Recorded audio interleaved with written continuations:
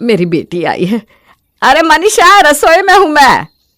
अरे माँ, तुम ये सब काम क्यों कर रही हो? भाभी कहाँ है? अरे वो अपने कमरे में आराम कर रही है। तू चल मेरे कमरे में, वहां बैठते हैं। मैं अभी आई। हाँ, यहाँ बहुत गर्मी है। रामवती मनीषा के पास जाकर बैठती है। और बता, कैसी है तू? घर में सब कैसे हैं? माँ तो सब एकदम बढ़िया है माँ, पर ये बताओ कि ये सब क्या चल रहा है? भाभी कमरे में पड़ी बिस्तर तोड़ रही है और तुम इतनी गर्मी में रसोई में काम कर रही हो। अरे वो मिंकी बोल कर गई थी कि दादी जब मैं स्कूल से आऊंगी तो चूरमा बना कर रखना। अरे मेरी भोली माँ, तुम कुछ नहीं समझती। ये सब तरीके हैं, समझी? भाभी तो तुमसे बोल नहीं सकती, तो मिंकी के जरिए तुमसे बुलवा रही होगी। अरे ऐसा नहीं है, शीतल बहू तो बहुत अच्छी है। अच्छी है तो अभी तक उसको मेरी आवाज नहीं आई क्या? मैं तो इतने जोर से चिल्लाती हुई आई थी। अरे आंख लग गई होगी उसकी, इसलिए नहीं सुना होगा। तो बैठ, मैं तेरे लिए नाश्ता लाती हूँ। मुझे नहीं खाना कुछ। जब वो तुम्हारी महारानी उठेगी ना, तब खा लूंगी। कुछ देर बाद स्कूल से मिंकी आती है और अपनी बुआ को देखकर बड़ी खुश होती है। बुआ, बुआ आप कब आए? अरे मेरी मिंकी, मेरी प्यारी गुड़िया, बुआ तो कब से आई हुई है और तुम्हारी माँ के उठने का इंतजार कर रही है बस। अच्छा, मैं अभी माँ को जाकर उठाती हूँ। अरे दीदी, आप कब आई? ये देखो भाभी, पड़ोसियों को भी मेरे आने की खबर हो गई होगी, पर यहाँ तो घर के लोग ही बेखबर है। अरे नहीं दीदी, वो ना मेरी आंख लग गई थी। आपने कुछ खाया क्या? अरे आप सो रही थी तो किसे कहती? माँ तो पहले ही इतनी गर्मी में काम में लगी हुई थी, मुझसे देखा नहीं गया। मैंने सोचा कोई नहीं, थोड़ा भूखा रह लूंगी, पर माँ को परेशान नहीं करूंगी। देखो बेटियां तो ऐसी ही होती हैं। मैं अपनी माँ को कभी भी तकलीफ में नहीं देख सकती। दीदी, मैं तो माँ का पूरा ध्यान रखती हूँ। हाँ देख रही हूँ मैं, और कुछ दिन यहाँ रहूंगी तो अच्छे से देख लूंगी। ये तो अच्छी बात है दीदी कि आप अभी रुक कर जाओगे। अच्छा, मैं आपके लिए ना कुछ लेकर आती हूँ। रात को मनीषा अपनी माँ के पास बैठती है और उसे अपने गहने दिखाने लगती है। पता है कितने तोले की चेन है ये? पूरे 2 तोले की। और ये चूड़िया पूरे 4 तोले की। मेरे पास तो इतने गहने कि मैं भूल ही जाती हूँ कि मेरे पास क्या क्या रखा है। और तुमने तो हमारा नया घर भी अभी तक नहीं देखा ना। इतना बड़ा है कि क्या बताऊँ आपको। आपका घर तो बहुत छोटा है। मैं सोच रही थी वापस अपने ससुराल ही चली जाऊं, पर मुझे यहाँ कुछ ठीक नहीं लग रहा, इसलिए मैं रुक कर ही जाऊंगी। अरे बेटा, यहाँ सब ठीक है, तू क्यों इतना सोच रही है? क्या ठीक है माँ?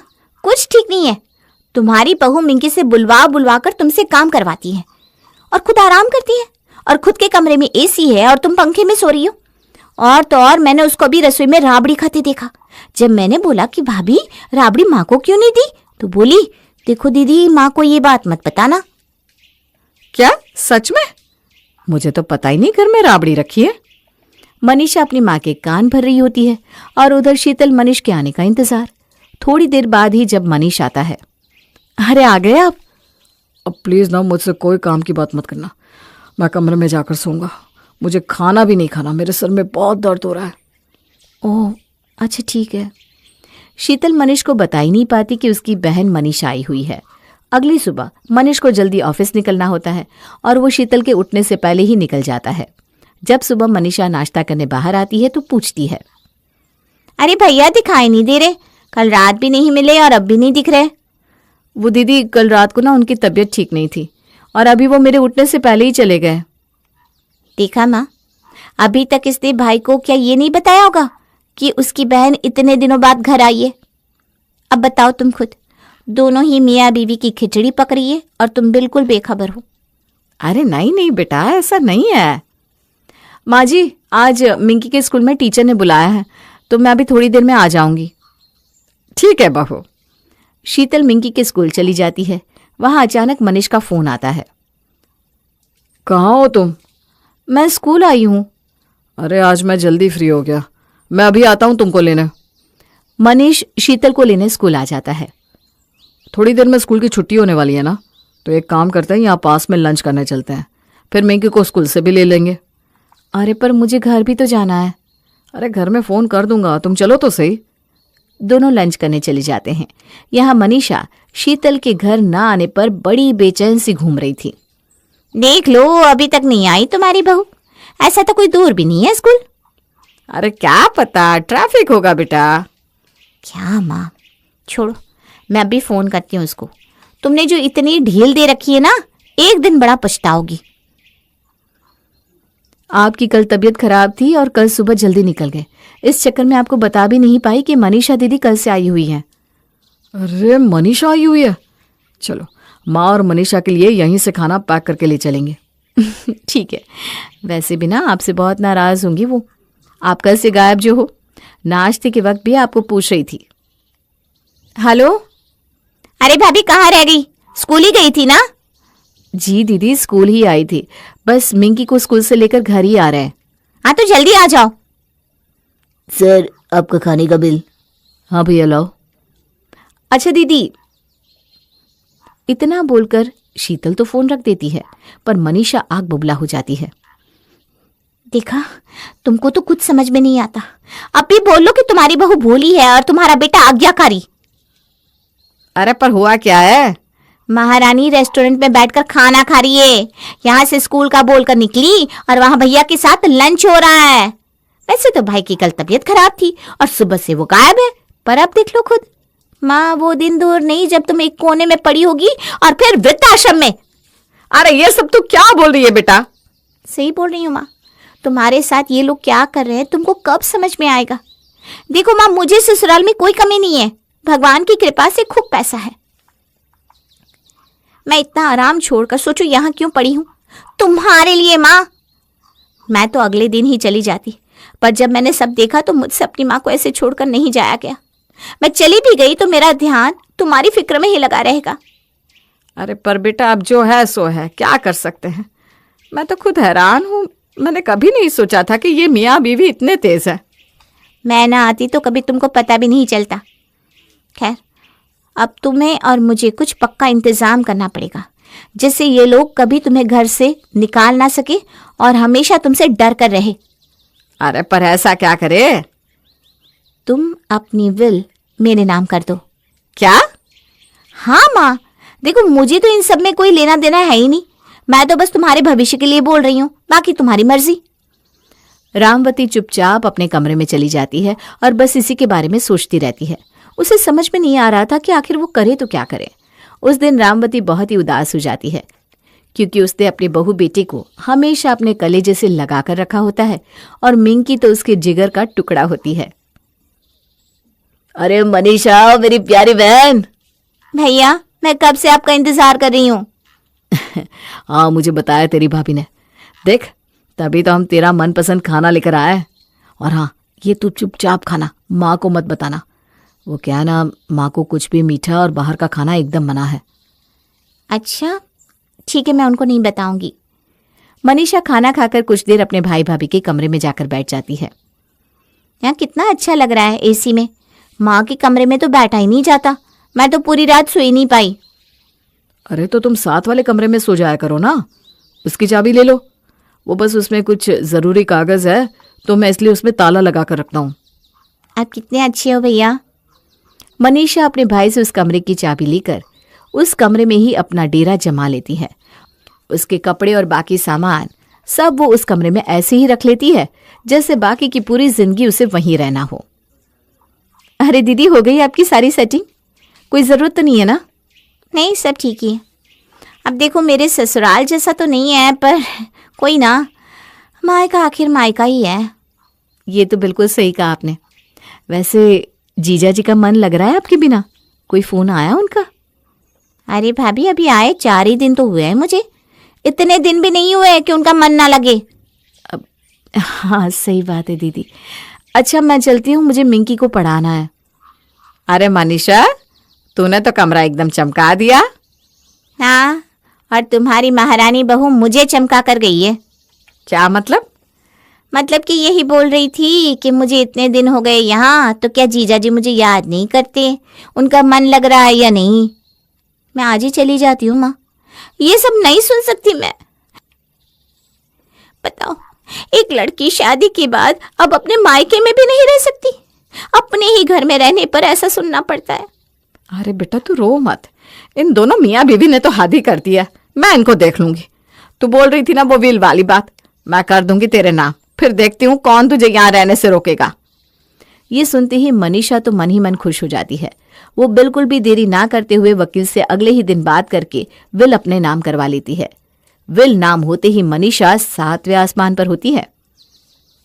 सुनिए ना, ऑफिस से आते वक्त माँ की दवाइयाँ लेते आना। अभी मैं मार्केट जा रही हूँ तो मैं खुद ले आऊंगी। अच्छा ठीक है, तुम ले आना। मनीषा अपनी माँ की दवाई लेकर नहीं आती। शाम को बिना दवाई खाए रामवती का बीपी बढ़ जाता है और उसकी हालत बहुत बिगड़ने लगती है। देख मनीष, मेरी दवाई ले आया होगा, जल्दी ला कर दे दे मुझे। हाँ, मैं जाकर देखती हूँ। मनीषा बाहर जाती है और फिर वापस आती है। माँ, भैया तो आपकी दवाई लेकर नहीं आए। अरे मैंने तो उसे बोला था। हे भगवान, अब मैं क्या करूँ। मनीषा बेटा, कुछ करना बेटा। हाँ माँ, मैं आपको डॉक्टर के पास ले चलती हूँ। मनीषा अपनी माँ को डॉक्टर के पास लेकर जाती है। उसके बाद जब वो घर आते हैं तो शीतल और मनीष माँ से पूछते हैं, पर वो कोई जवाब दिए बिना अपने कमरे में चली जाती है। मनीषा, मैं अभी आराम करना चाहती हूँ, किसी को मेरे कमरे में आने मत देना। ठीक है माँ। सब अपने अपने कमरे में चले जाते हैं। उसके बाद मनीषा अकेले माँ के पास जाती है। आज तो मुझे बहुत ही गुस्सा आ रहा है। अरे माँ, जाने दो ना, छोड़ो, हम ना कल कुछ और सोचते हैं।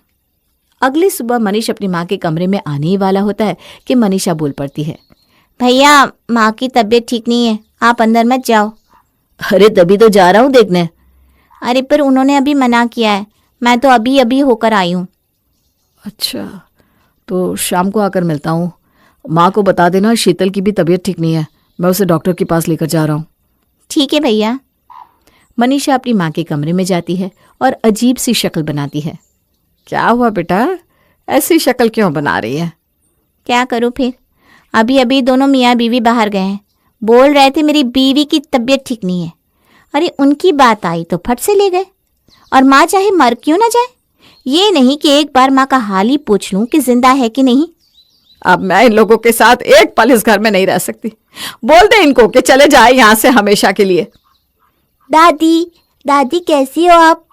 मर गई तेरी दादी, जा यहाँ से। दादी, दादी ने मुझे डांटा। अरे मिंकी, रो मत, चल बाहर जाकर खेल। हाँ। शाम को जब मनीष और शीतल घर आते हैं तो रामवती वहीं बाहर बैठी थी। इस वक्त दोनों आ रहे हो, और ये मिंकी को किसके भरोसे छोड़ गए थे? मेरे एक बीमार बुढ़िया के? अरे माँ, ये सब आप क्या बोल रही हो? मिंकी क्या कोई बोझ है आपके ऊपर जो आपको उसको रखने में इतनी परेशानी हो गई? नहीं नहीं, बोझ तो मैं हूं, वो थोड़ी ना है। माँ, आप मेरी बेटी को ऐसे क्यों बोल रही हो? सुनिए, मुझे चक्कर आ रहे हैं।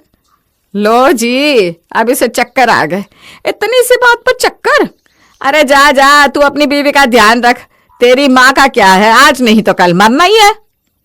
ये क्या फालतू की बात कर रही हो माँ? मेरी बीवी की हालत तो देखो। शीतल, कमरे में चलो। रामवती अपने बेटे, बहू और पोती से बात करना ही बंद कर देती है। वो शीतल के हाथ का खाना खाने से भी मना कर देती है। काफी दिनों तक ऐसे ही चलता रहता है और धीरे धीरे सब रामवती से दूर हो जाते हैं। एक दिन फिर शीतल अपने पति से कहती है, मेरी तबीयत ठीक नहीं रहती जी, इस कमरे में ना घुटन होती है। हाँ, मैं वही सोच रहा था, आज माँ से बात करनी पड़ेगी। हम उनके कमरे से अपना कमरा बदल लेते हैं। मनीष अपनी माँ के पास जाकर बात करता है, पर रामवती तो अभी भी मुंह फुलाए बैठी थी। माँ ये बोल रहा था कि आप ये दूसरे कमरे में शिफ्ट हो जाओ ना, उस शीतल को इस कमरे की जरूरत है, उसे वहाँ घुटन होती है। हे भगवान, मनीषा देख रही है ना बेटा, देख कैसे चालाकी से मुझे मेरे ही कमरे से निकालने आ गया है। आज कमरे से निकाल रहा है, कल घर से निकाल देगा। हे भगवान, मुझे उठा क्यों नहीं लेता, मैं जीना नहीं चाहती। ये सब क्या बोल रही हो माँ, मैं ऐसा क्यों करूंगा? तू और तेरी बीवी यही चाहते हैं। सारी चाल समझ गई हूं मैं तुम दोनों की, इसीलिए मैंने पहले ही अपनी विल मनीषा के नाम कर दी। अब तू मुझे इस घर से नहीं निकाल सकता, समझा? माँ, आपने ऐसा किया? मुझे यकीन नहीं होता कि आपको अपने बेटे पर भरोसा नहीं है। मुझे कभी इस घर का, प्रॉपर्टी का लालच था ही नहीं, पर यह सुनकर बड़ा दुख हुआ कि आपको अपने बेटे पर ही शक है। जब ऐसी बात आ ही गई है तो मैं आज ही यहां से अपने परिवार को लेकर चला जाऊंगा। हाँ हाँ, निकल जा, मुझे जरूरत नहीं है तुम्हारी। मनीष उसी वक्त शीतल के पास जाता है। अभी के अभी अपना सामान बांधो और चलो यहाँ से। अरे पर हुआ क्या? बस अब हम इस घर में नहीं रहेंगे। मनीष शीतल को सारी बात बताता है और वो सब वहां से घर खाली करके चले जाते हैं। उनके जाने के बाद मनीषा के चेहरे पर अलग ही सुकून की खुशी होती है और रामवती गुस्से में उनको जाते हुए भी देखती है। अब मनीषा का पूरे घर पर राज होता है। वो मजे से मायके में दिन काट रही थी और करीब 1 महीना ऐसे ही गुजर जाता है। मनीषा पूरा दिन कमरे में पड़ी अपनी सहेलियों से फोन पर लगी रहती। कितनी अकेली हो गई हूं मैं। ये मनीषा भी अब मेरे पास नहीं बैठती। मिंकी थी तो पूरा दिन घर में रौनक रहती थी। मैं क्यों उनके बारे में सोच रही हूँ। मैं अपनी बेटी के पास जाकर बैठती हूँ। रामवती अपनी बेटी के कमरे में जाती है पर मनीषा बाथरूम में नहा रही थी। रामवती वहीं बैठ जाती है।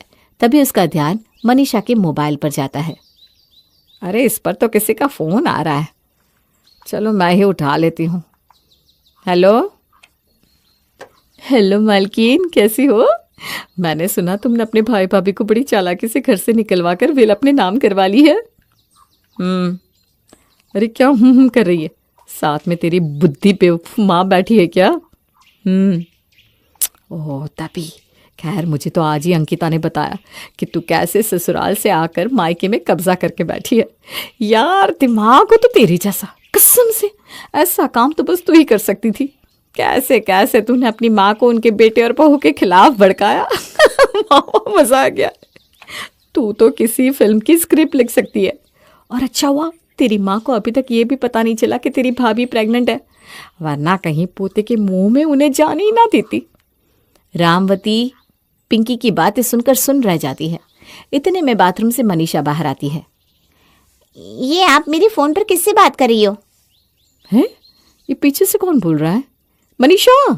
अरे मनीषा, मैं मनीषा की माँ हूँ और मैंने सब सुन लिया है।